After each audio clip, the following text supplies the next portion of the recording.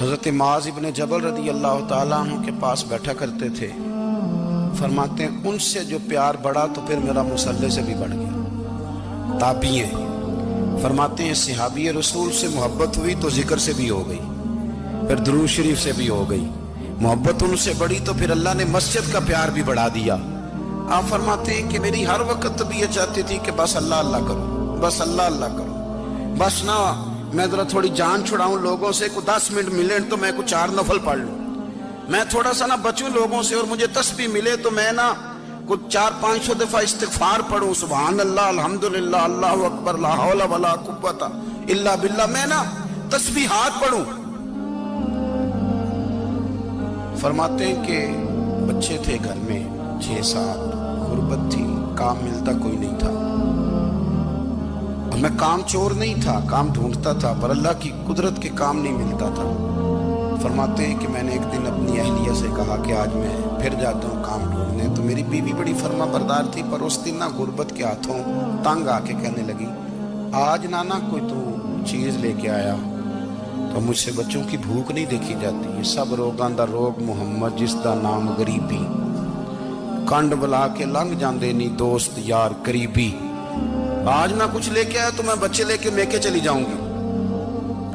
شیخ فرماتے ہیں کہ میں بڑا پریشان گھر سے نکلا, پر میں نے صبح سے لے کے زور تک کام ڈھونڈا, کام ملا کوئی نہیں. تو میرے دل میں خیال آیا, چلو کام نہیں ملتا تو اللہ اللہ تو کرے نا, چلو بندوں کی مزدوری نہیں ملتی تو رب کریم کی عبادت ہی کرتے ہیں. فرماتے ہیں کہ میں نے نا فرات کے پانی سے وضو کیا, نہر کے, شدید دھوپ تھی, ساتھ ریت تھی اور ریت تپ رہی تھی. میں نے اپنا رومال وہیں مصلی کے طور پر بچھا لیا, اور فرماتے ہیں کہ زور سے لے کر عصر تک نماز پڑھی, دھوپ بھی پورے زور پہ, پر میرے سجدے کا ذوق بھی پورے زور پہ. فرماتے ہیں سورج بھی چمک رہا ہے اور رب کی عبادت کا ذوق بھی پورے زور پہ. میں سجدہ کروں تو پھر میرا اٹھانے کو جی نہ چاہے.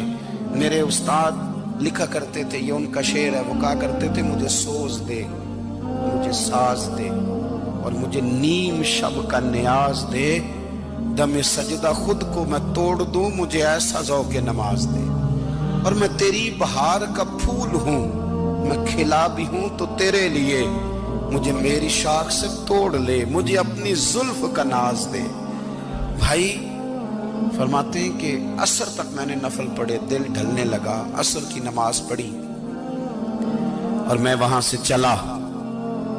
اب میں جب نکلنے لگا تو دل میں خیال آیا کہ چھوٹی چھوٹی دیواریں ہیں گھر کی, بغیر کچھ لیے جاؤں گا تو بیوی دور سے دیکھے گی تو شور کرے گی کہ پھر خالی ہاتھ آ گیا ہے. کہتے میں نے اپنے اسی رومال میں جس میں میں نے نماز پڑھی تھی نا, رومال میں کیا کہتے پنجابی جسافہ کہتے ہیں, اسی میں نا میں نے کچھ ریت بھر لی کہ وہ دور سے دیکھے گی تو سمجھے گی کچھ لے کے آیا ہے, چلو جا کے اسے بتا دوں گا کہ آج پھر مزدوری نہیں ملی. کہتے ہیں وہ ریت لے کر جب میں گھر میں گیا تو پہلے بیوی دروازے پہ کھڑی ہوتی تھی, پوچھتی تھی خالی ہاتھ آ گئے ہو, آج میں نے دیکھا تو ہے ہی کوئی نہیں.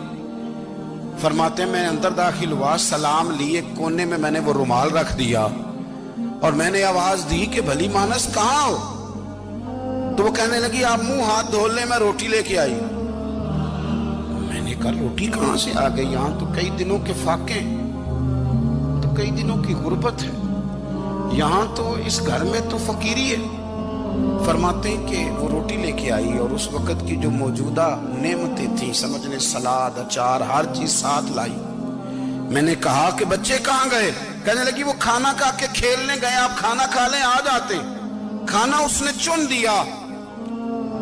میں نے حیرت انگیز لہجے میں ساری نعمتیں اپنے دسترخوان پہ دیکھ کر کے بیوی سے پوچھا یہ کہاں سے آیا کھانا, بچوں کو تو نے کہاں سے کھانا کھلایا, یہ سارا کچھ کیسا ہے؟ کہنے لگی پتہ نہیں آج آپ کس کریم کی مزدوری کرنے چلے گئے تھے, پتہ نہیں کس کریم کی, میرے گھر میں تو اتنی نعمتیں آئی ہیں کہ مجھ سے سنبھالی نہیں جا رہی, اتنا اناج ہے, اتنا گندم ہے, کس کریم کے دروازے آج چلے گئے تھے؟ یہ کہتے کہتے وہ اٹھی اور اٹھ کر کے کہنے لگی پہلے بڑا کچھ آیا تھا, اب کیا لے آئے ہو؟ اور جا کر کے نا اس نے وہ ریت والا رومال کھولا کہنے لگے میں تو لے کے آیا تھا ریت، تو میرے رب نے اسے بھی سونے اور ہیرے بنا دیا تھا۔ جب آپ کی توجہ اللہ کی جانب، میرے نبی پاک صلی اللہ تعالی علیہ وسلم نے فرمایا ہر چیز اپنے رب سے مانگ، ہر چیز مانگ، ہر چیز مانگ۔ یا رسول اللہ کیا کچھ؟ میرے محبوب نے فرمایا تیرے گھر میں نمک بھی ختم ہو جائے تو وہ بھی اپنے رب سے مانگا کر، تو مانگنا وہ تجھے دے گا، تو اس کی بارگاہ میں کشکول طلب دراز تو کرنا۔ اور ترمذی شریف میں عجیب لفظ ہے، رسول کائنات نے فرمایا، رب کریم فرماتا ہے جب میرا بندہ ہاتھ اٹھاتا ہے نا تو مجھے حیا آتی ہے کہ میں خالی کیسے لوٹا دوں اس کے۔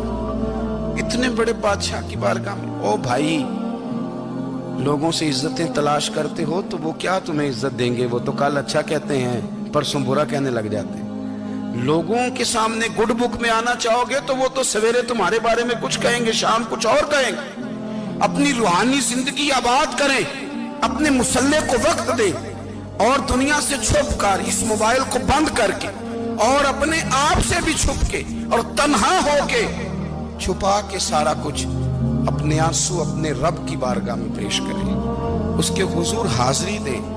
سنو نا ترمذی کی حدیث، اور اسے یاد رکھنا، نبی پاک علیہ السلام نے فرمایا اپنے دکھ لوگوں کے سامنے نہ بیان کرنا، سیٹھوں نوابوں کو نہ بتاتے پھرنا، دنیا داروں کے سامنے جا کے نہ رونا کہ میں تکلیف میں ہوں۔ فرمایا اگر دنیا داروں کو دکھ بتاؤ گے رب تمہیں کبھی غنی نہیں کرے گا، اور لوگ ہیں کہ الٹا مذاق اڑائیں گے۔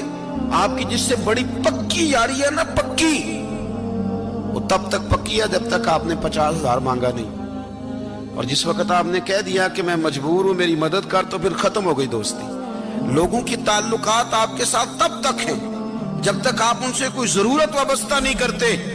کریم محبوب فرمانے لگے بندوں کے سامنے دکھ نہ بیان کرنا، اللہ تجھے کبھی غنی نہیں کرے گا، تو اپنے دکھ اپنے رب کو بتا، تو دعائیں مانگ، تو اس کی بات